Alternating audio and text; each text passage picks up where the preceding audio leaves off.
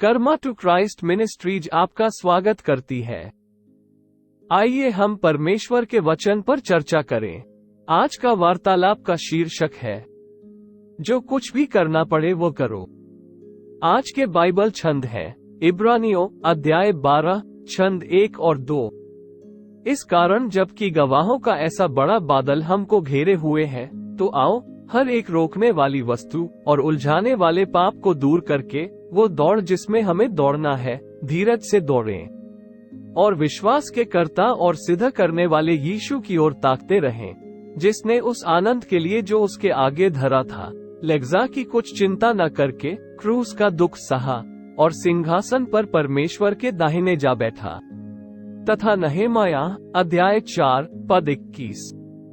यूं हम काम में लगे रहे और उनमें आधे पौ फटने से तारों के निकलने तक बछिया लिए रहते थे। तथा 1 कुरिन्थियों अध्याय 14 पद 12।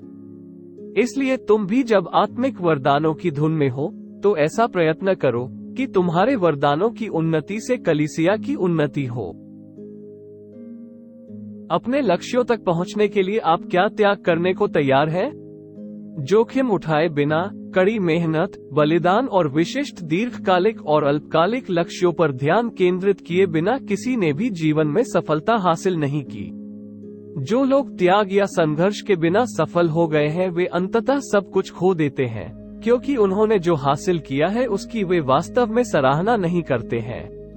ये स्पष्ट है क्योंकि विरासत में मिली 70% संपत्ति दूसरी पीढ़ी द्वारा और 90% तीसरी पीढ़ी द्वारा खो दी जाती है।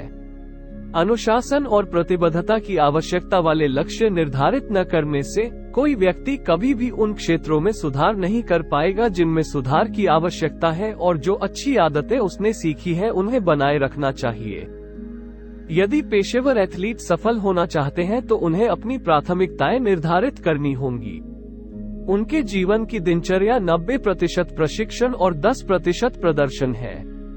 इस प्रशिक्षण के लिए बलिदानों की आवश्यकता होती है, जिसमें नींद, भोजन, सामाजिक मेलजोल, दोस्तों के प्रति प्रतिबद्धता, अत्यधिक सोशल मीडिया और अपने समय और निर्णयों का मालिक होना शामिल है। उनकी सफलता इस पर आधारित नहीं है कि वे क्या करते हैं उस 10% प्रदर्शन के दौरान, बल्कि इस पर आधारित है कि वे क्या करने से बचते हैं 90% प्रशिक्षण के दौरान। ये पेशेवर मानसिकता किसी भी व्यक्ति के लिए महत्वपूर्ण है जो पूर्णकालिक मंत्रालय में रहना चाहता है। रविवार को कुछ घंटों के लिए प्रदर्शन करने के लिए सप्ताह के दौरान त्याग और प्रतिबद्धता की आवश्यकता होती है। बहुत सी चीजें, पाप, हमें उलझा सकती हैं और हमें हमारे उद्देश्य से भटका सकती हैं। मंत्री आध्यात्मिक रूप से जो चाहे खा, पी, देख या बात नहीं कर सकते, क्योंकि दूसरों के लिए प्रार्थना करते समय और कलीसिया की उन्नति के लिए परमेश्वर द्वारा उन्हें दिए गए आध्यात्मिक उपहारों का उपयोग करते समय यह उनके प्रदर्शन को प्रभावित करेगा। उनका कार्य प्राकृतिक नहीं बल्कि आध्यात्मिक है। वे मनुष्य के विरुद्ध नहीं लड़ रहे हैं या प्रतिस्पर्धा कर रहे हैं, बल्कि अंधकार की शक्तियों के विरुद्ध हैं जो ईश्वर की योजना को रोकना चाहती हैं।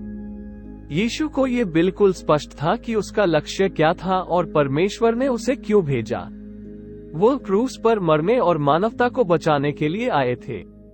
कोई अन्य उद्देश्य, खुशी या व्याकुलता उसे पिता की इच्छा पूरी करने से नहीं रोक सकती। क्रूस पर यीशु के बलिदान के लिए धन्यवाद। हमें ये स्वीकार करते हुए कि हम गलत हैं, मोक्ष के लिए अपने मानव निर्मित तरीकों को छोड़ना होगा।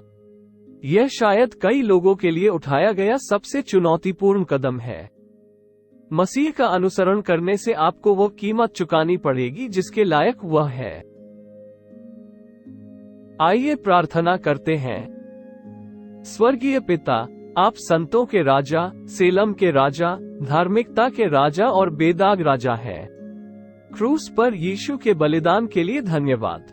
हम आपके उत्तम मार्गों के प्रति समर्पण करते हैं और एक बार फिर आपके उद्धार का उपहार प्राप्त करते हैं।